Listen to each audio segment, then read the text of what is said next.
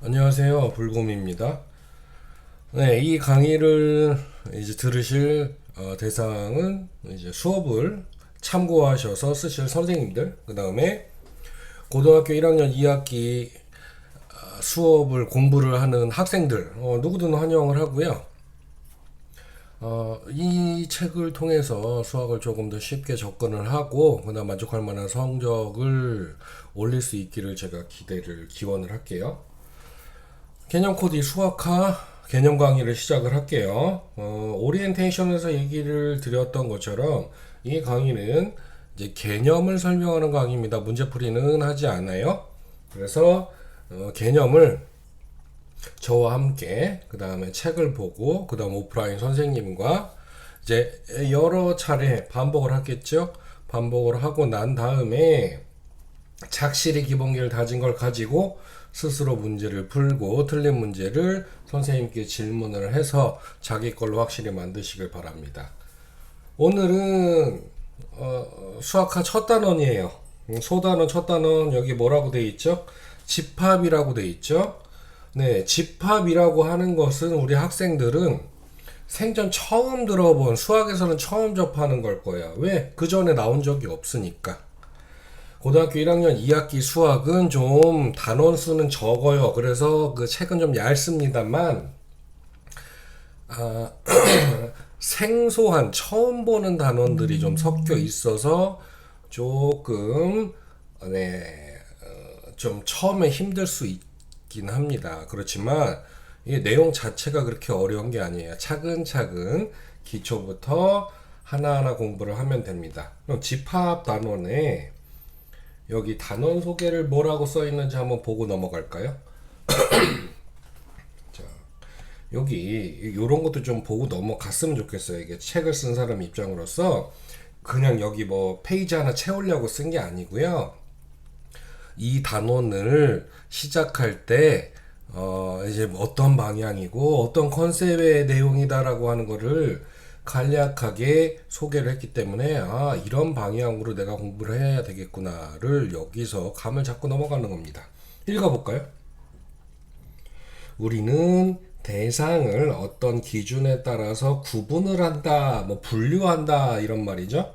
사람을 성별에 따라서 남성과 여성으로, 학생들을 학년별로 이렇게, 그러니까 무슨 대상이 있으면 이거를 나눠서 구분을 짓는 게 우리 인간한테는 되게 자연스러운 생각이란 말이죠. 그래서 어떤 조건에 따라서 대상을 나누고 그 조건이 같은 조건을 가진 대상끼리 이렇게 묶어 놓은 게 바로 뭐다? 집합. 우리가 집합이라는 걸 처음 배우지만 일상생활에서 집합이라는 말은 들어봤기 때문에 집합 뭘 모아놨어? 근데 조건이 같은 애들끼리 이렇게 묶어 놓은 것이 집합이구나. 그래서 이 단원에서는 이런 걸 배우나 보다라고 알고 있으면 됩니다. 그래서 이처럼 말이 좀 어렵게 돼 있는 대상의 특징을 파악하고 범주화한다고 그랬잖아요. 범주화라는 걸 뭐 사전을 찾아보셔도 되지만 같은 종류끼리 묶는다 정도로 이해를 하면 됩니다. 그래서 이렇게 범주화하는 것은 수학에서 뿐만 아니고 되게 중요하다. 그러니까 특징을 잘 찾아서 얘네는 같은 종류야, 얘네는 다른 종류야 이렇게 구분할 줄 아는 능력이 대단히 중요한데 우리가 수학에서 집합을 배우면서 그런 능력도 좀 향상을 시키고 그런 걸 이론적으로 좀 자세하게 배워보자는 얘기죠. 자, 그러면 다음 페이지 넘어갈게요. 1학기 강의랑 마찬가지로 이제 페이지 단위로 개념 설명을 하려고 합니다. 실시간 강의가 아니면 녹화 강의는 페이지 단위로 해서 딱 끊어서 업로드를 해서 학생 및 선생님들께서 보기 쉽게 하려고 그래요. 그래서 오늘은 10페이지, 우리 교재 10페이지에 있는 내용을 공부를 할 거예요. 개념 코드 01이라고 되어 있죠.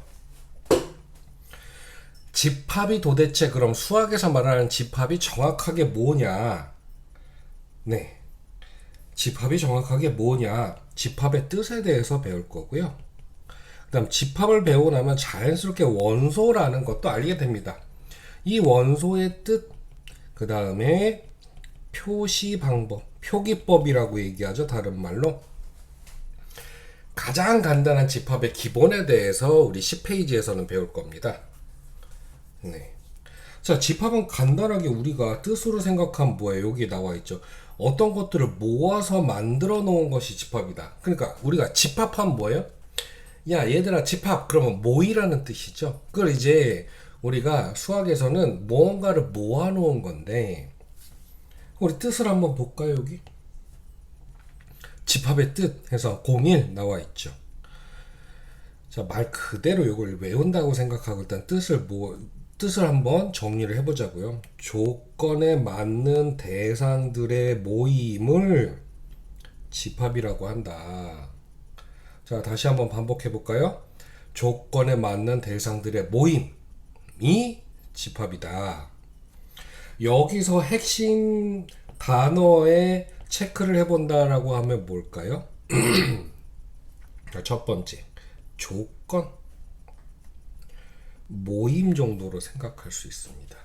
그러니까 자, 이 두 가지를 동시에 만족을 해야 집합이라고 할 수 있죠. 아무렇게나 그냥 내키는 대로 모아놓기만 한다고 집합이 되는 게 아니에요. 뭘 모아놔야 되는데 조건이 있으면 그 조건에 맞는 애들을 제대로 모아놓으면 그게 집합이란 얘기죠. 대충은 알겠는데 근데 여기서 이 조건이라는 게 좀 중요합니다. 모아놨다라는 것 자체는 뭐 의심의 여지가 없죠. 그러면 자, 본문 한번 읽어볼까요? 일단 조건을 정해. 조건을 정하고 내가 집합을 만드는 사람이 내가 이 조건을 딱 정했어요. 그럼 그 조건에 맞는 애가 있고 안 맞는 애가 있을 텐데 그거에 맞는 애들을 모아서 놓으면 그게 집합이 됩니다. 여기서 예를 들었네요. 조건이 뭐예요? 5보다 작은 자연수라고 하는 조건이 있어요. 그러니까 자연수를 모아라. 근데 그 중에서도 뭐 5보다는 작은 애. 이런 게 조건이구나. 그럼 이 조건을 만족하는 대상들을 내가 생각을 해보니까 예를 들어서 이제 10 생각해보니까 10 아니잖아. 8 아니잖아. 그래서 5보다 작은 자연수를 다 모아보니까 1, 2, 3, 4 이렇게 있네. 요거를 모아놓으면은 5보다 작은 자연수의 모임이라는 집합이 된다. 이거죠. 집합이랑 되게 쉬워요. 그냥 조건을 정하고 그거에 맞는 애들을 다 잘 찾아서 모아놓으면 그게 집합인 거예요. 집합의 뜻 자체는 어렵지 않습니다. 근데 여기서 옆에를 가보죠. 이제 세부 설명을 해볼까요? 집합에서 가장 중요한 건 뭐다? 모아놓는 건 쉽다. 그런데 조건이라는 걸 잘 생각해야 된다. 조건? 조건은 뭐 정하는 거라면서요. 조건은 다양하게 정할 수가 있는데, 근데 이 조건을 정할 때 가장 중요한 게 애매하지 않고 분명하게 정해야 된다. 그러니까 조건이라는 것은 명확해야 된다. 그래서 조건이 애매한 게 아니고 명확한 조건을 정해놓고 그 조건에 맞는 대상들을 모으면 그게 뭐다? 집합이다. 그러니까 집합을 만들 때 이게 집합이 될 수 있는 조건이냐 아니냐, 얘는 너무 애매한데? 아니, 얘는 딱 기준이 정확하게 정해져 있어. 이거를 판단을 할 때 누가 그 집합의 원소를 정해도 항상 그 원소가 변함없이 정확하게 똑같이 정해지는 모임이 집합이고, 이걸 고르는 사람마다 다 달라져요. 이러면 집합이 아닌 거예요. 뭔 소리냐? 여기 예를 보면은 쉽게 이해가 가요. 예 1 뭐라고 돼 있습니까? 예 1에는 눈이 좋은 사람들의 모임. 여기서 뭘 모아놨어요? 사람을 모아놨네요. 근데 여기서 정한 조건은 뭡니까? 눈이 좋다라고 하는, 네, 이게 조건이에요. 이게 정확한 조건이 되느냐? 정확한 조건이 되느냐? 아니에요. 얘는 애매한 조건이기 때문에 얘는 집합이라고 할 수가 없어요. 눈이 좋은 사람들의 모임은 집합이라고 할 수가 없어요. 왜? 그냥 여기 딱딱하게 설명이 나와 있긴 한데 그냥 한번 읽어볼게. 눈이 좋다는 기준은 사람마다 다를 수 있기 때문에 집합이 될 수가 없죠. 그러니까 선생님이 생각하는 눈이 좋다라고 하는 기준하고 학생들이 생각하는 눈이 좋다라고 하는 기준하고 몽골 사람들 시력 좋다 그러잖아요. 몽골 사람들이 좋다, 시력이 좋다, 눈이 좋다라고 하는 기준하고 한국 사람들이 야, 이 정도면 눈이 좋은 거지 라고 하는 조건이 다 달라요. 아까 뭐라 그랬죠? 사람마다 집합에 모아놓은 대상이 달라지면 이거는 집합이 아니라고 그랬죠. 그러니까 야, 이 정도면 그러니까 사람 A라는 사람이 야, 이 정도면 눈이 좋은 사람들 아니야? 근데 B라는 사람이 야, 이건 아니지. 야, 이 사람이 뭐가 눈이 좋다고 할 수 있어. 이건 아니네. 이렇게 사람마다 생각하는 그 눈이 좋다라고 하는 기준에 들어가는 대상이 달라지면 요거는 집합이라고 할 수가 없습니다. 구분되셨죠? 학생들은 이렇게 생각하세요. 내가 뽑아놓은 대상하고 친구가 뽑아놓은 대상이 조금이라도 다를 가능성이 있으면 이건 집합이 아닌 거예요. 자, 그 다음. 그러면 눈이 좋다라고 하는 거는 집합이 아니야? 그러면은 나 시력이 좋은 사람들 이렇게 모아놓고 싶은데 근데 누가 뽑아도 대상이 변동이 없으려면 조건을 이렇게 정하면 돼요. 정확하게 시력이 1.5 이상인 사람들의 모임. 왜 요것도 눈이 좋다라고 얘기를 할 수가 있는데 이걸 좀 더 정확히 시력 같은 경우에는 안과나 안경점에 가서 기계로 측정할 수가 있잖아요. 그걸 딱 측정을 해서 시력이 1.5 이상 그럼 눈이 좋은 거네. 그래서 이 기준을 시력이 1.5라고 하면 이게 정확하게 시력 검사를 해서 대상을 판별을 하기 때문에 내가 그 집합을 골라서 만들어도 친구가 골라서 만들어도 시력 1.5가 넘는 사람들은 딱 정해져 있다는 얘기죠. 이런 조건에 의해서 만들어진 모임이 뭐다? 집합이다. 되셨어요? 뭐 이런 거는 문제로 잘 나오진 않아요. 문제로 잘 나오진 않는데 그냥 집합의 기본 조건. 집합이 되기 위한 조건이 명확하다라는 게 무슨 말인가 이걸 이해를 하셔야 돼요. 그러니까 이런 거죠. 예쁜 사람들의 모임 이런 거 집합이 될 수가 있어요. 사람들의 판단이 들어갈 수 있는 기준, 조건은 이거는 집합이 될 수 있는 조건은 아니에요. 그러니까 예쁜 사람들의 모임 그러면 저기 학생들 같은 경우에 이제 그 걸그룹이나 아니면 아이돌 그룹 좋아하고 이러잖아요. 근데 뭐 누가 이쁘네, 뭐 어떤 그룹에 누가 예쁘네 그런데 옆에 있는 친구 야 걔가 뭐가 이쁘냐, 응? 어느 그룹에 누가 더 이쁘지 뭐 이런 식으로 맨날 싸우고 이러죠. 그리고 예쁘다라는 기준은 사람마다 다 다르니까 이걸 가지고 집합을 만들면 당연히 이거는 집합이 될 수가 없죠. 됐습니까? 마찬가지로 키 큰 사람들의 모임. 이거 집합이 될 수 있는 조건인가요? 아니죠. 어떤 사람 입장에서는 175cm만 넘어도 키 크다라고 얘기할 수 있는데 185cm인 사람이 있어요. 그럼 175면 얘는 작네. 다르죠? 그런 거는 될 수가 없다.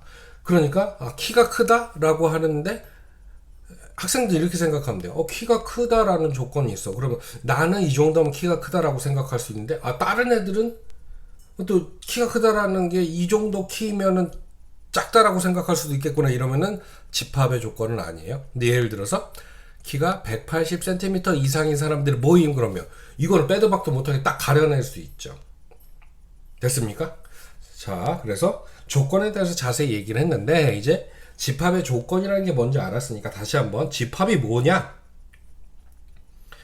조건을 정했을 때 그 정확한 조건에 따라서 그 조건에 맞는 대상들을 모아놓은 모임을 집합이라고 하더라. 됐죠? 어렵지 않죠? 자, 그 다음 볼게요. 자, 그럼 집합이라는 건 뭔지 알았으니까 원소라는 게 이제 등장을 하는데 자, 볼게요. 이것도 그대로 읽어볼까요? 원소가 도대체 뭐냐? 집합의 조건에 맞는 대상 하나하나를 뭐라고 한다? 원소라고 한다.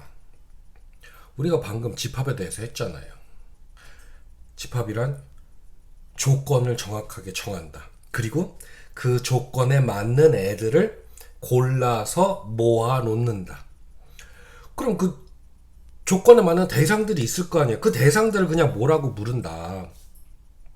그렇죠. 원소라고 부른다. 집합의, 그러니까 이걸 짧게 정리하면 집합의 대상들을 원소라고 부른다. 간단하네요. 그렇죠? 예를 들어 볼까요? 6의 양의 약수의 집합 A의 원소. 6의 양의 약수의 집합. 자, 6의 약수에는 양수도 있고 음수도 있어요. 이제 고등학교 1학년 1학기 때 했죠. 그래서 6의 양의 양수 약수는 1, 2, 3, 6. 그러니까 조건이 뭐예요? 6의 약수라는 거 아니에요.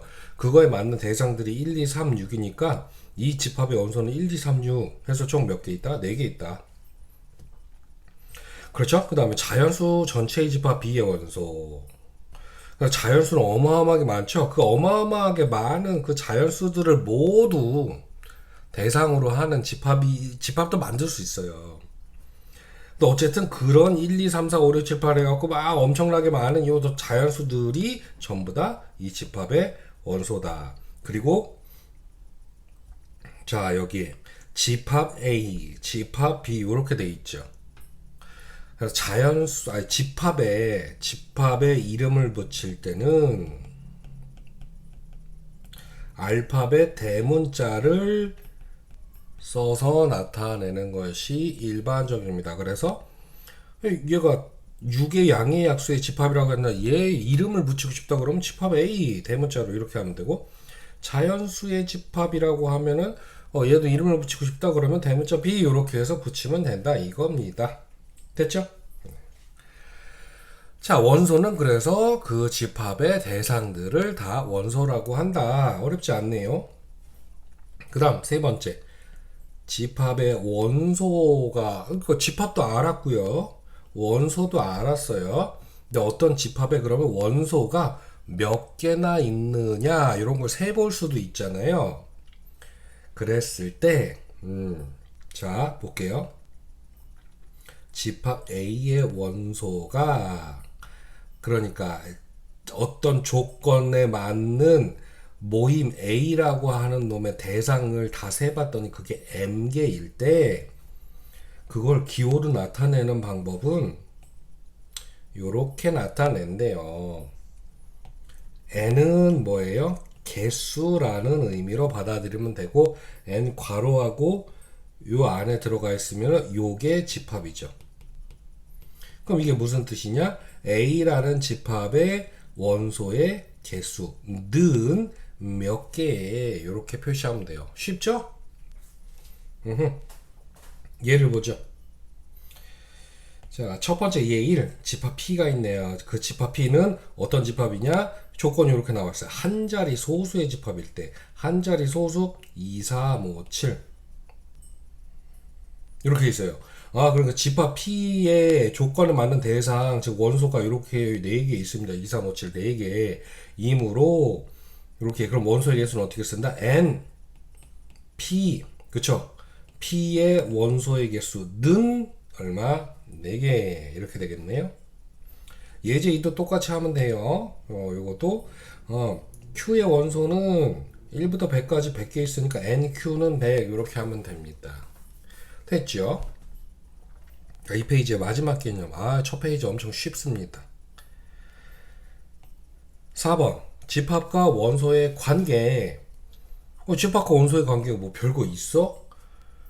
네? 집합을 하나를 만들면 그 안에 들어가는 대상들이 원소라며. 그럼 얘가 얘 안에 이렇게 샥 하고 안에 집합이라는 큰 테두리 안에 원소들이 들어가 있는 거지. 맞아요. 맞아요. 그러니까 우리가 쉽게 얘기하면 자, 뭐 대한민국이라고 해볼까요? 대한민국이라고 하는 대한민국 사람들의 집합이 있다 그러면 뭐 나도 들어가 있고 너도 들어가 있고 A라고 하는 사람, B라고 하는 사람, C라고 하는 사람 이렇게 다 들어가 있잖아요. 그러니까 대한민국이 집합이고 그 테두리 안에 들어가 있는 얘네가 다 원소고 이런 게 관계라는 거 아니야? 근데 그걸 이제 식이나 기호로 좀 자세하게 나타내 보자 이거죠. 자, 볼게요. A가 소문자 A가 집합 A의 원소라고 하면 그러니까 뭔 소리예요? 집합 A의 조건에 맞는 대상 중에 A라는 놈이 있는 거예요. 그러면 이 조건에 맞는 대상이니까 A는 집합 A의 원소라고 할 수 있죠. 그걸 다른 말로 뭐라고 하느냐? A가 집합 A에 속한다라고도 얘기를 합니다. 외울 필요는 없어요. 근데 문제에 뭐 1이 집합 A에 속할 때 어쩌고저쩌고 이렇게 얘기하면 얘가 원소구나 이렇게만 이해를 하면 돼요. 그리고 기호로는 어떻게 표시를 한다? 소문자 A가 집합 A의 원소라고 하면 이렇게 포크 대가리만 딱 잘라가지고 이렇게 집합적으로 이렇게 눕혀놓은 이런 거 눕혀놓은 요런 기호면 얘가 얘의 원소구나 라고 하는 기호예요. 이해하기 쉽죠? 그 다음 볼게요.